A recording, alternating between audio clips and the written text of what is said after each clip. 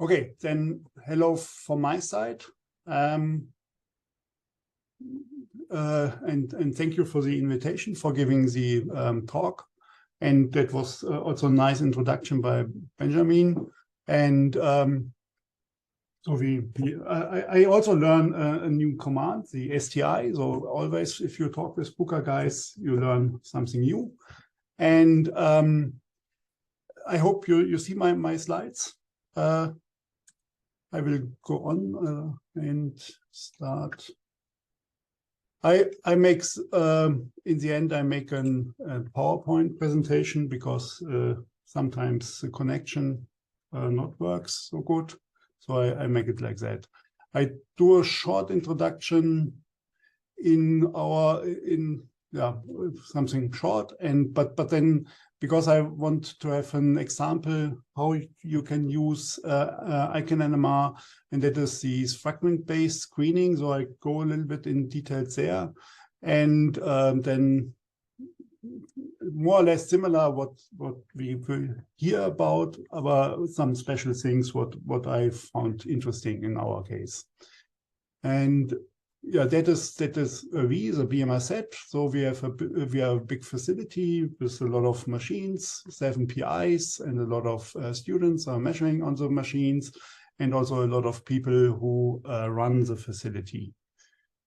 And the campus is quite big, and also the machines are over all the campus, and so we also need software to make the remote access, and there we use the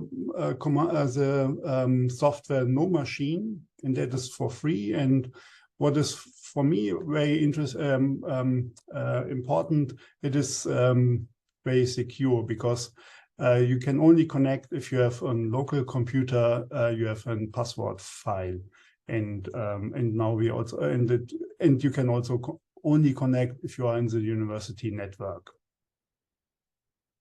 And now for the fragment-based screening, we have these workflows. So you need to prepare a lot of samples, and that is fully automated with these robot systems. And for sure, you need also for the measurements, you need these robots. We use a sample chat, and the analyzation I will not talk about. And what we run, we have a ligand library with around 600 compounds, and we decided at some point that we will use 4 compounds per mix. That means we are using, and that is a number, 152 mixtures to screen for screening, and for this screening we put that in these boxes, and we will see here compared, that is the mix with these 4 ligands, and here you can see the individual spectra. And so if you only mix up 4 ligands, then it's much easier to analyze the data. And analyzation of the data is also important, that we are fast in that. But what I say, we need then to mix up a lot of boxes or samples, and we will use later on these 1.7 millimeter NMR probe head from Bruker, and that means it is you fill up only 30 microliter. And that means if you need to very accurate fill up 1 microliter in the tubes, and that means you need a really accurate robot system. And then you fill up with a solvent and all these kind of stuff. We have another robot system where we can do that. And in the end, it comes with 2 boxes. One is completely filled up. Here you see these NMR boxes that for the 1.7 millimeter NMR tubes.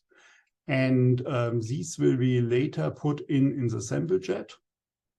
And we will run for proteins, and for RNA we will measure these different experiments. If you count now 152 boxes, in minimum 3 experiments, like 450 experiments you want to set up for one screening event. And here are the details. So the ligands are stored in DMSO, and we not add any detour into it. Also we use these DMSO from the stock solution also for locking. It's like around 4.5% of DMSO what is in. That's also then important later for the measurement. Yeah, that is the spectrometer you see also in the back, where we run. There we have 2 probe heads, what we switch always, but that we not need so much compounds or the concentration. We use now the 1.7 millimeter cryoprobe, and that less material is necessary. More closer look to the sample jet, because now I will go to iconNMR, but to show you the what you will see in iconNMR, you need first see what is the sample jet inside. So in the sample jet, you can directly put these boxes. You have 5 positions. And the advantage here is that we can make tempering these boxes. So we can store the boxes during the measurements by, for example, 4 degrees. That is good for proteins. And then we will measure it. And also important is that all of the tubes have this barcode on. And before we measure, because we measure normally by room temperature, 298 Kelvin, the samples will bring in this heating block here. And from here, it will then bring to the magnet. That is the entrance to the magnet. And that are these screening experiments. I will not go in details. I only want to show in principle what we also saw. A lot of experiments are in Bruker, and all these kind of experiments are, the screening experiments are also in Bruker software. Yeah, that you can see here as well. But I must say, I always, on our machines where we use iconNMR, we never use directly the Bruker versions. And here for the screening, for example, we not use it because the screening experiments from Bruker are based on the excitation sculpting. That's a good water suppression. But I saw at some point that the soggy solvent suppression is more robust if you have some changes in the tubes. And so we change all the pulse sequences based on the soggy pulse sequence. It's more or less similar to excitation sculpting, by the way. And that means what we saw already, we want to store data set for iconNMR. And to prepare the data set, the main point that you change something, but then you store it, and then you see a lot of times it not work in iconNMR. And one main reason here is that you not change the AU program, because iconNMR works in starting an AU program, what is defined in the EDA here in these on this area. You can also use a lot of standard Hooker versions. They are working. You can say with receiver gain adjustment or not, or whatever.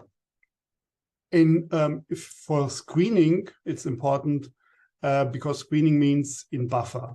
And so we need to really calibrate the pulses. There we have an optimized pulse program, AU program. And in addition, we also need to make to get new, really good water suppression. We also need the O1 calibration. And so I adapted this AU program in that way, and that is what we are using. And so if you use an AU program for starting, you also need the experiment, you also need an AU program for processing. And you need phase calibration, you need referencing, and all these kind of stuff.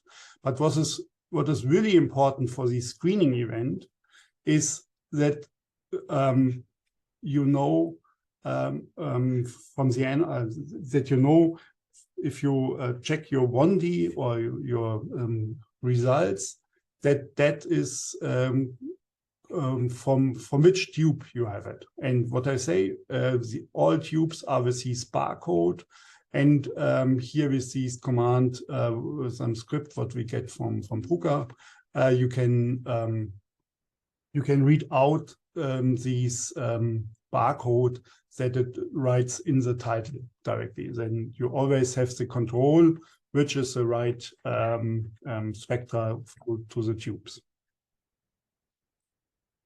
And then at some point you are finished with preparation of the parameter sets and you store it. I call it, I make it now especially for proteins, and then I store it. And then now I come to iconNMR, and you can use by this icon C, you can come to the configuration of iconNMR. The user manager we saw already, so I not need to tell you more.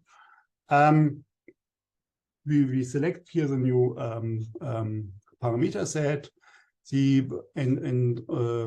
Yeah, I think the rest was clear already. And what we not talk about to now, but for me it's that important. We saw you can individually change it in the parameter set during the iconNMR run, but in our case we want to have the tuning and matching stuff in all of our experiments. And in screening means also you want to be fast in timing, and tuning and matching takes time. So, but you want, if you change the probe, your sample, you want to have a tuning and matching event. Or I want it because I think that is better for water suppression. But that means I only need it one time. I want to measure the proton 1D, and then I want to measure the water loxy and all these kind of stuff. And there I not need additional tuning and matching. And here you see it, what that means is what I put in. I say here always the proton channel. And then he's doing it on the first experiment. And then the other experiment on the what we are running in this script, there ATMA is not be done. Also we not need it, so it is fine. And but if you put new parameter set in iconNMR, then here it will stand like here. Also here in the screen SD8, nobody changed it from us, so it was always. And yeah, it's not, and that is, I found it important to change that. And another thing what is also important for the screening event is the shimming. And everything is automatically shimmed. But it's a good, what is nice, you can load first a starting shim file. And in the starting shim file, during the running or during the screening events, I check that with the standard sucrose sample. And then if it changed or whatever, then I store a new times the screening file. And then you can also have here with these, so for shimming, we use top shim, and you can add here some parameters. In that case, we have these temperature correction as well for the set and the set square shim, or you put in here the odd max, all these parameters what you can add if you make the shimming. Yeah, and then what is also now special for the sample jet, you know, you have these 96 tubes in one box, and it goes from A to H in one direction and 1 to 12 rows. And it depends if you go here in our case, we make line 1, A to H, then we go line 2, A to H, and so on. But you can also do the other way around, and that will change your view in iconNMR, what you put here in.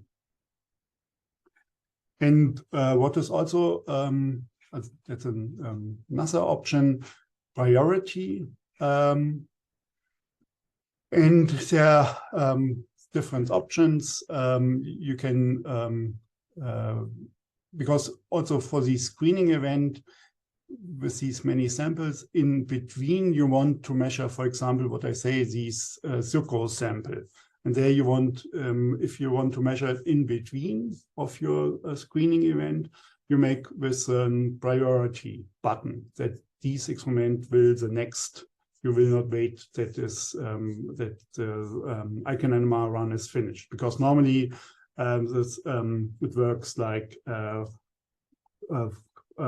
first come, first served, and these you want to disturb.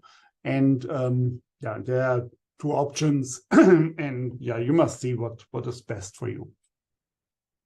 Okay, now we come to iconNMR. It looks a little bit different because we have these sample jet, and we see now for all these sample jet positions, for these rack positions, we have here a separate window. And if we scroll in these iconNMR run, you see these 596 tubes.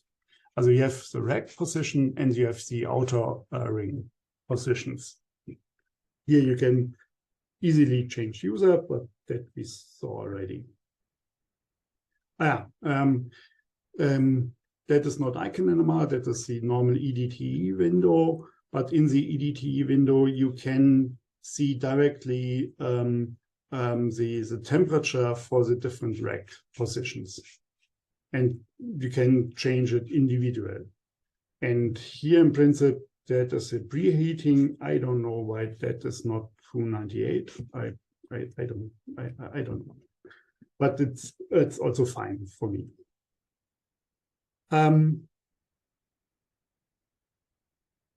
Yeah, and then what I say, we have these 152 mixes, and then it's 450 experiment, and that is also showing by Benjamin already that we can use these Excel sheet, and that is now really important to use these to set up fastly all these experiments, and it's always the same experiment we want to use. And yeah, and there we use the same format in iconNMR. And what I have prepared is you know, and we saw that already, how that managed. Here you can select a little bit what kind of data you want to import. And yeah, then I make a video a little bit. It's not faster, it is like fast enough. And the whole video takes less than 2 minutes. And then at some point it's finished. So we have now set up all the experiments on 2 racks. And here, what you then also see, how long busy will your machine? I make it yesterday, and that is what's 91 hours. But that is only the measurement time. You have also you need also switching time. And what else? We have here these priority you make by the star button.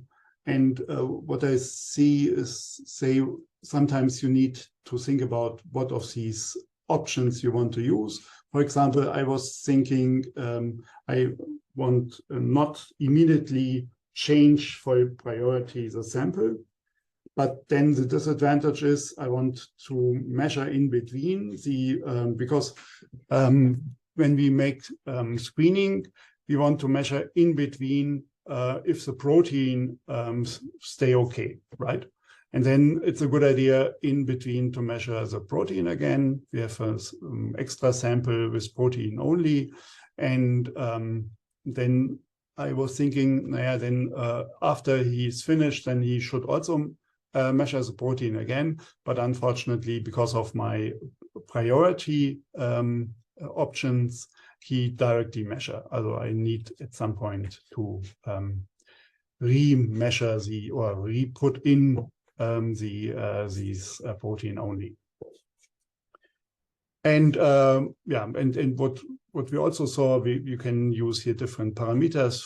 Some of the parameters would be scans. TE. I like clear. Also TE is nice, and that you have this option to change the temperature. But you need to know that he makes these checking always on all samples, no, not on all samples, on all experiments. These and that means on all experiments he makes these checkup with these 1 minute, and that is also from that point. We in our screening events, we anyway want to measure only at one temperature. We turn it off. But in principle, it's a good idea, or it's good to make that. But it's a good option as a temperature control via iconNMR, but it takes additional time. And yeah, and sometimes I must say there are a lot of things iconNMR stops. It normally has nothing to do with iconNMR. It's something around or something with the spectrometer. And I took now here one thing that ATMA is not working, also the automatic tuning and matching. What is now important? That is my point. I will not say something why these happen. If you see a problem like that, then you need to stop iconNMR if it not anyway stopped already. And second, and that is now important, you need to return all samples to their position. Also here's an extra button sample chat. Return all samples back to the box, and that means from the magnet, but also, and that is sometimes people forgot that, also from the heating block. If you're not, because then I mean there are 4 samples now in, and then you need to know where in which order it should be coming back. So it's much easier to press first before you do anything else, makes these return to the position. In that case, it was I close everything, close topspin, and restart. Sometimes you need also to restart some hardware. What else? Then that is hopefully the normal view. I check 2 or 3 times the day these iconNMR runs if everything works. And if it looks like that, I'm happy. And then I press on it and then I come directly to the topspin data. And there I can, and here I want to point it out, after the processing, this barcode number is writing in the title. Here I'm happy because the water suppression is good. The resolution on DMSO is okay. And also on the aromatic region of the ligands is fine. Also it works.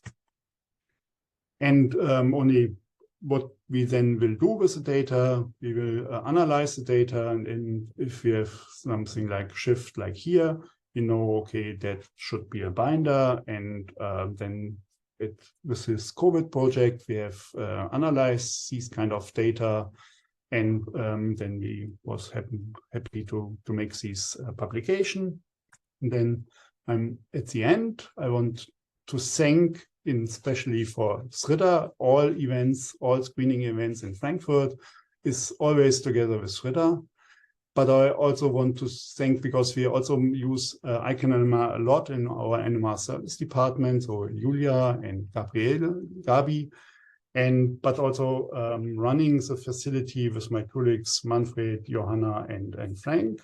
And here my boss Harald, and also the boss of the BMR set Clemens, and the complete Schwalbe group, and you for your attention.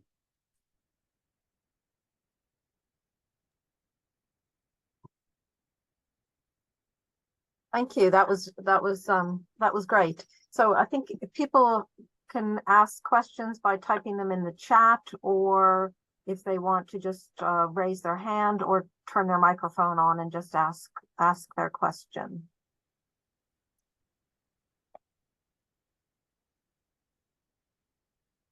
Yeah, maybe I can start. We have a sample jet, which we don't do quite the high throughput screening that you've just described. But I found, particularly when people do want to do screening and are looking at small molecules, our sample jet is on a 950. I found that really to get sometimes the quality of shimming that they require, we need to do actually a 3D shim for each individual sample. I don't know if you've had a similar experience, or if we're just using the standard tubes that you buy from Brooker, which I found perhaps the quality isn't always as good as you would have for more expensive tubes. Do you have any comments about that or experience with that? That is the reason why I check the shim with the sucrose sample. There I do also 3D shim, but I must say for the 1.7 millimeter 3D shim makes no. If you have a starting shim, then it's more or less stable with the XY plane. It is only changing with the set shims. So there we are fine. But also on other machine, or when we use the 5 millimeter cryoprobes, we never use 3D gradient shimming. And but you are right, not always is this shimming stable. At some point I need to re-shim, but that I always do with the sucrose sample. I mean, I guess with the robots that you have for preparing the samples, the volumes are absolutely identical between samples, where we have students rather than robots, and so yeah, even though they're manually pipetting samples into tubes, the volumes will be variable between samples. Yeah. That was in the beginning as well, but now we are very. Sridhar makes a big effort to have these stable, and if now you look in the tubes, it's really a straight line. All 96 tubes are in the same height. So, Christian, this was a really very nice presentation. Thanks for that. So I have two questions. Did I get it right that you only use 4 compounds in the mixes? In the moment, yes. Yeah. This our that takes now a lot of measurement time, but we think that we can analyze the data faster. That's the point. Okay. Yeah. And also, of course, when you run the fluorine samples, you use 5mm tubes, I presume, or is that just a 5mm probe, or how do you, or is that a different setup? Do you use much larger volumes for the fluorine samples, or how does it work? The fluorine, you say? Yes. When we for the fluorine we need another we use the other cryoprobe, yes. Then but it will not be 5mm tubes. There we normally use 3mm tubes, but we cannot use 1.7mm. Okay. Yeah. Okay. In the fluorine with the fluorine. But we there, as in former times, we always use 3mm tubes. Yeah. Okay. Thanks.